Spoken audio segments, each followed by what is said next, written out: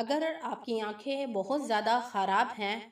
اور آپ اپنی آنکھوں میں چمک لانا چاہتے ہیں اور خوبصورتی لانا چاہتے ہیں تو روزانہ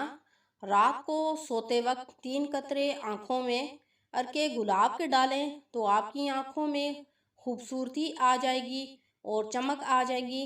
اور آپ کی آنکھیں کبھی بھی خراب نہیں ہوں گی۔ آپ کی نظر ہمیشہ تیز رہے گی۔ سردیوں میں گھاس پر جو شبنم پڑتی ہے اس پر چلنے سے دماغ تیز ہوتا ہے اور نظر تیز ہوتی ہے۔ جن مردوں اور عورتوں کے چہرے پر دانے نکلتے ہیں تو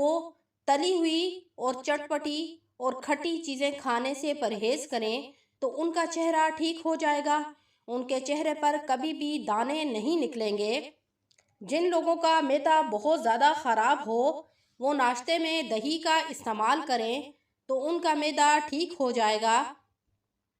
جو لوگ بہت زیادہ بیمار رہتے ہیں یا ان کو کمزوری ہے یا دن میں تھکن رہتی ہے تو وہ روزانہ صبح نہار منہ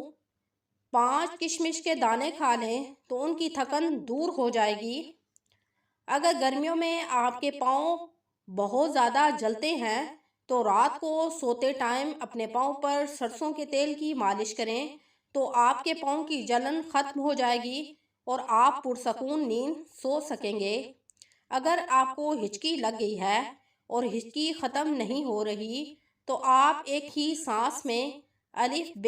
ت ث کو یہ تک پڑھیں تو آپ کی ہچکی ختم ہو جائے گی۔ اگر آپ کے کپڑوں پر